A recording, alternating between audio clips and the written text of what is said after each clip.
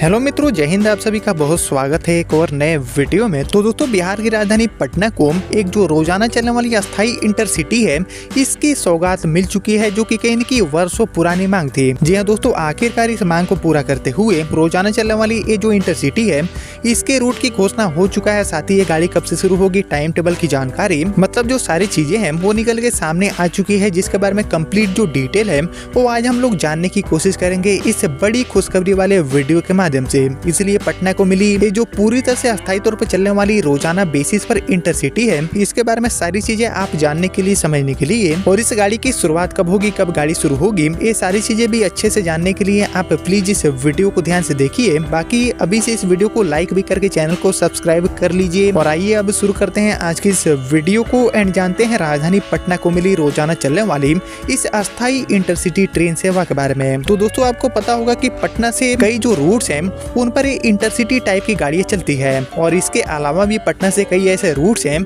जिन पर इन इंटरसिटी गाड़ियों को चलाने की भारी मांग कई वर्षों से बनी हुई है। और ऐसे ही पटना से एक बहुत ही इंपॉर्टेंट रूट पर कई वर्षों से चली आ रही जो मांग है उसको यहाँ पर पूरा करते हुए रोजाना चलने वाली ये जो इंटरसिटी है, इसकी शुरुआत रेलवे करने जा रही है, जिसमें कोई भी जो स्पेशल चार्ज है वो देने की भी जरूरत नहीं होगी, क्योंकि ये गाड़ी पूरी तरह से नियमित तौर पर अपनी सेवा देगी। साथ ही पटना से जिस रूट पर ये गाड़ी चलने वाली है, जिस रूट पर रोजाना गाड़ी संचालित होगी, वो भी अपने आप में काफी इंपॉर्टेंट होने वाला है, जिसमें कई सारे जो इंपॉर्टेंट रेलवे स्टेशन है उन पर रुकते हुए उनको कवर करते हुए ये गाड़ी अपने पूरे यात्रा को तय करेगी, नापेगी। बाकी पटना को मिली ये जो अस्थायी इंटरसिटी है, इसकी शुरुआत कब होगी ये जानने से पहले हम सबसे पहले बात करते हैं कि इस गाड़ी का जो पूरा रूट है वो क्या रहने वाला है, पटना से गाड़ी कहाँ के लिए जाएगी। तो इसको लेकर रेलवे से मिली जानकारी के अकॉर्डिंग इस रोजाना चलने वाली इंटरसिटी का संचालन पूरी तरह से रेगुलर बेसिस पर अस्थायी तौर पर पटना जंक्शन से गोपालगंज में थावे जंक्शन तक रेलवे करने वाली है। जी हाँ दोस्तों, पटना थावे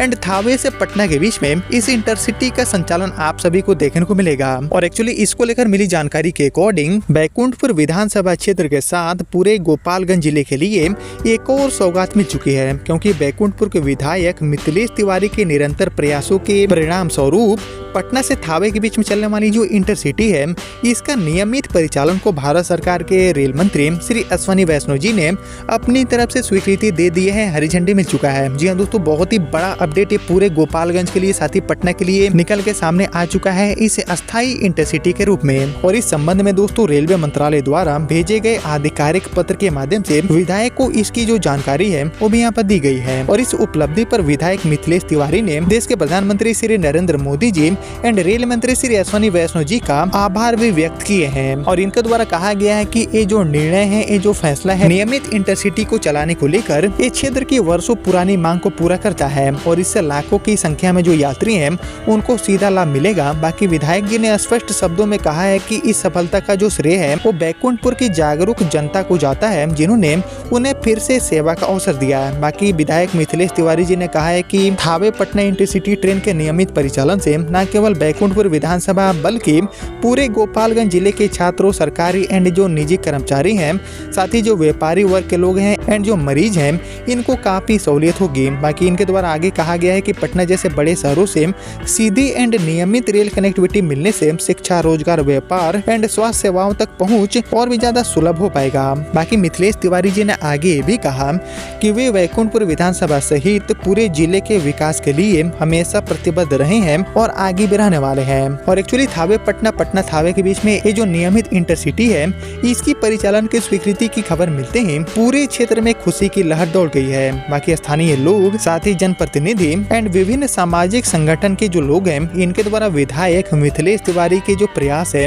उसका सराहना किया गया है, क्योंकि कहीं न कहीं उनके प्रयासों से ही इस इंटरसिटी का चलना पॉसिबल होने जा रहा है। यानी कि बेसिकली पटना से थावे के बीच में चलने वाली एक जो टीओडी गाड़ी है जो कि डेली रनिंग है, इसको ही अब नियमित इंटरसिटी के रूप में, अस्थायी इंटरसिटी के रूप में रेलवे मंत्रालय ऑपरेट करने वाला है। यानी कि अब इस रूट पर कोई भी जो टीओडी चार्ज है वो देने की जरूरत नहीं होगी। और जैसे कि आपको पता होगा कि पटना से थावे वाले रूट पर ट्रेनों की भारी कमी है, और ट्रेनों के नाम पर मात्र 2 ट्रेनों को रेलवे ऑपरेट करती है, जिसमें से एक गाड़ी टीओडी है। और इसी चल रही जो टीओडी ट्रेन है, इसको रेलवे अस्थायी बनाकर ऑपरेट करेगी, नियमित तौर पर गाड़ी चलेगी, जिसके बाद इस रूट पर होने वाली जो रेल यात्राएं हैं वो डेली बेसिस पर आसान और इसके अलावा काफी हद तक सस्ती हो जाएगी। बाकी पटना थावे रूट पर ये जो अस्थायी इंटरसिटी है इसकी शुरुआत कब से होगी, इसकी तारीख आना अभी बाकी है। लेकिन रेलवे मंत्रालय माननीय रेल मंत्री जी की तरफ से इस नियमित इंटरसिटी को लेकर हरी झंडी मिल चुका है। गाड़ी का चलना अब 100% कंफर्म हो चुका है। जिसके बारे में आप सभी क्या सोचते हैं, आप सभी का जो थॉट है, आप सभी का जो ओपिनियन है, उसका मैं वेट करूंगा कमेंट सेक्शन में। और कुल मिलाकर यही थी राजधानी पटना को मिली धावे जाने के लिए एक और अस्थायी इंटरसिटी ट्रेन सेवा, जिसको लेकर अभी तक जो भी जानकारियां मिली थी वो मैंने आपके साथ शेयर किया। जिसको आपने यहाँ तक देख लिया है तो प्लीज इस वीडियो को लाइक और ज्यादा से ज्यादा शेयर कर दीजिए। एंड मैं मिलता हूँ आप सभी से अगले वीडियो में। तब तक के लिए जय हिंद, जय भारत।